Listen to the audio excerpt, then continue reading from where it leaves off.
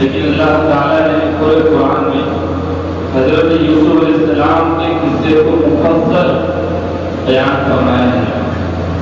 حضرت یوسف علیہ السلام کے واقعے میں قصے میں سب سے پہلے ان کے خواب کو بیان کیا گیا۔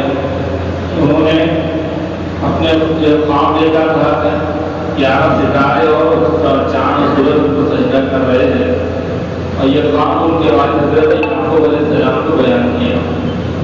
حضرت یعقوب علیہ السلام کی نبی ہے جو کہ حضرت ابراہیم علیہ السلام کے پوترے تھے۔ حضرت یعقوب علیہ السلام کے والد حضرت اسحاق علیہ السلام اور حضرت اسحاق علیہ السلام کے والد حضرت ابراہیم علیہ السلام۔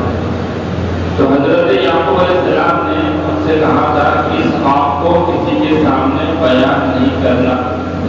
ہر شخص کے سامنے اپنا خواب بیان کرنے سے منع کیا گیا، کیونکہ کبھی خوابوں کے ذریعے اللہ تعالیٰ اپنے بندوں کی رہنمائی کرنا چاہتا ہے۔ اس لیے خواب اسی شخص سے بیان کرنا چاہیے جو اس کی تعبیر جانتا ہو اور اس پر میں مہارت رکھتا ہو اور اس سے ہمدردی رکھنے والا ہو، اسی کے سامنے خواب بیان کرنا چاہیے۔ اس کے بعد حضرت یوسف علیہ السلام کی جو آزمائش شروع ہوتی ہے بچپن سے، کہ سوتیلے بھائیوں نے ان پر جو ہے ان کو ایک اندھے کنویں کے اندر ڈال دیا۔ اب تو انسان کو ہر حال میں اللہ کی طرف رجوع کرنا چاہیے۔ انسان کو چاہیے گناہوں سے بچنے اور نیکی پر قائم رہنے کے لیے ہر حال میں اللہ تعالیٰ سے مدد مانگنے اور اسی کی طرف رجوع کرے۔ جب انسان اللہ تعالیٰ کی طرف متوجہ ہو کر اس سے فریاد کرتا ہے تو اللہ تعالیٰ ضرور اس کی مدد کرتے ہیں۔ چنانچہ کنویں سے نکلنے کے بعد حضرت یوسف علیہ السلام کو غلام کی شکل میں غلام بنا کر مصر کے اندر بیچا گیا، اور ان کے خریدار ہوئے عزیز مصر، جو اس زمانے میں مصر کے بادشاہ کے منسٹر تھے۔ انہوں نے حضرت یوسف علیہ السلام کو خرید کیا، اور جب حضرت یوسف علیہ السلام جوان ہوئے تو ان پر انتہائی سخت آزمائش میں مبتلا ہوئے، اور ان کے خریدار عزیز مصر کی بیوی اور مصر کی حسین ترین جوان عورت نے بند کمرے کی تنہائی میں ان کو گناہ کی دعوت دی۔ تو حضرت یوسف علیہ السلام فوراً اللہ کی طرف متوجہ ہو کر اس کی پناہ مانگنے لگے۔ چنانچہ اللہ تعالیٰ نے ان کی مدد فرمائی اور بند دروازوں کو اپنی قدرت سے ان کے لیے کھول دیا۔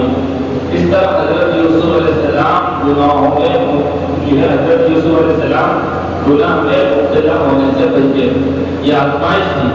حضرت یوسف علیہ السلام کے گناہ سے ایسے موقع پر اللہ کی طرف رجوع، کیونکہ اللہ تبارک و تعالیٰ اپنے نیک بندوں کا آزماتا ہے۔ ہم بھی جن حالت سے گزر رہے ہیں یہ بھی ہمارے لیے آزمائش ہے، تو ایسے موقع پر ہم کو اللہ کی طرف رجوع ہونا چاہیے، اللہ سے دعائیں مانگنا چاہیے، اور اس آزمائش سے نکلنے کے لیے اللہ سے مدد مانگنی چاہیے۔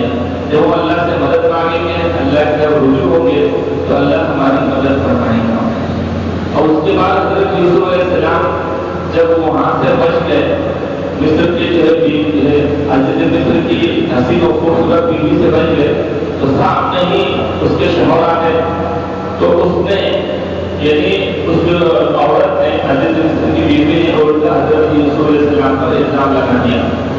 حضرت مصر کی بیوی نے جب دیکھا کہ حضرت یوسف علیہ السلام کی دعوت گناہ کو قبول نہیں کر رہے ہیں اور اسے چھوڑ کر بھاگ رہے ہیں، تو اس نے آپ کو روکنا چاہا، جس میں آپ کی قمیص پچھلی جانب سے پھٹ گئی۔ حضرت یوسف علیہ السلام آگے بھاگ رہے تھے، پیچھے عزیز مصر کی بیوی بھاگ رہی تھی، اور جو ہے پیچھے کا دامن کا پیچھے کا حصہ، شرٹ کا پیچھے کا حصہ اس نے کھینچ لیا۔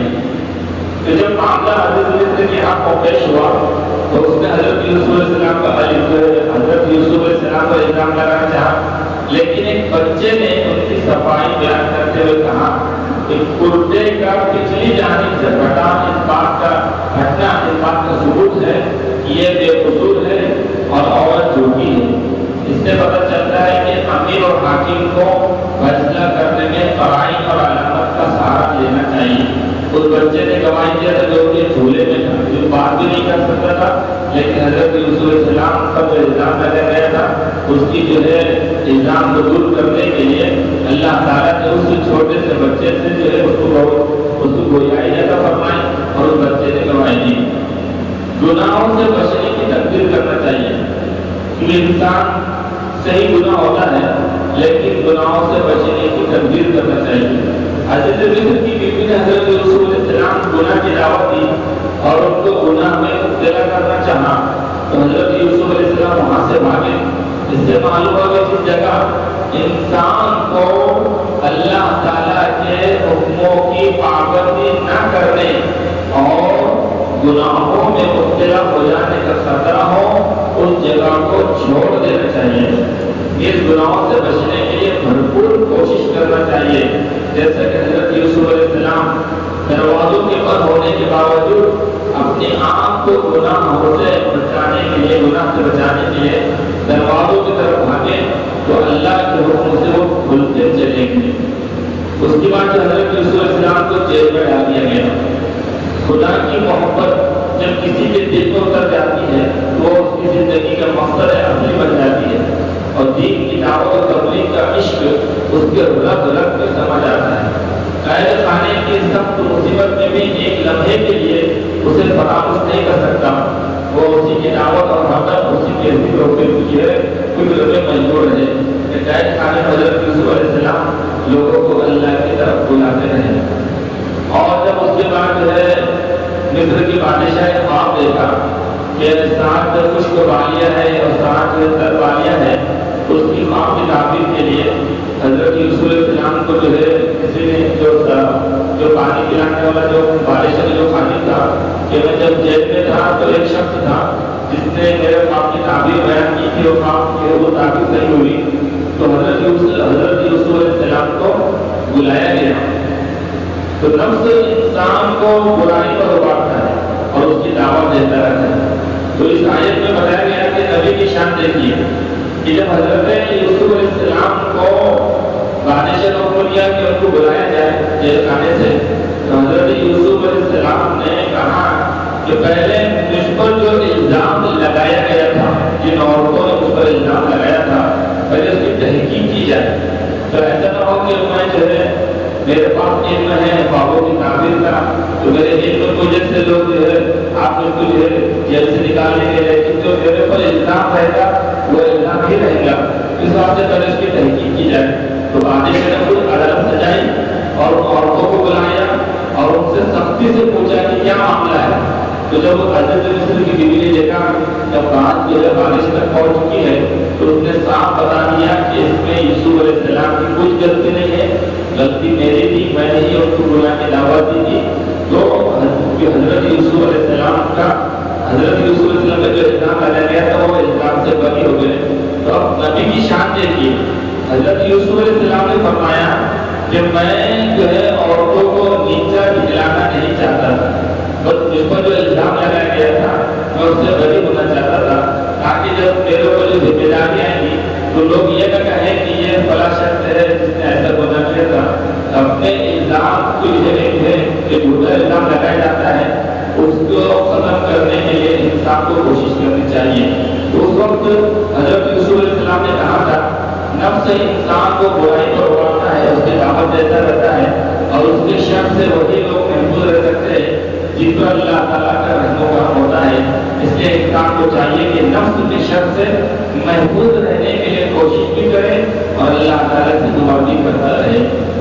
جو اس کے بعد حضرت یوسف علیہ السلام کو بادشاہ نے دیکھا کہ بہت ذہین ہے تو عہدہ طلب کیا، مطلب کہا کہ بھائی جو آپ نے جو خواب کی تعبیر بتائی ہے کہ 7 سال اس میں جو ہے خوشحالی کے آئیں گے، اس کے بعد جو ہے 7 سال جو ہے تنگی کے آئیں گے، تو اس کے مطابق کیا کرنا چاہیے؟ تو حضرت یوسف علیہ السلام نے کہا کہ 7 سال کو جو ہے کاشت کیا جائے، کھیتی باڑی کی جائے اور اس کے بعد پھر تدبیر بتائی۔ تو جس شخص کو یقین ہو کسی مخصوص ذمہ داری کو بہتر طریقے پر انجام دے سکتا ہے کہ میرے علاوہ کوئی دوسرا شخص اس کو انجام نہیں دے سکتا اور ذمہ داری نہ لینے کی صورت میں مخلوق کا نقصان ہوگا، تو ایسے شخص کو اس بات کی یاد ہے کہ وہ اس ذمہ داری کو ادا کرنے کے لیے خود کو پیش کرے، جیسا کہ حضرت یوسف علیہ السلام نے بادشاہ مصر سے وزیر خزانہ بنایا۔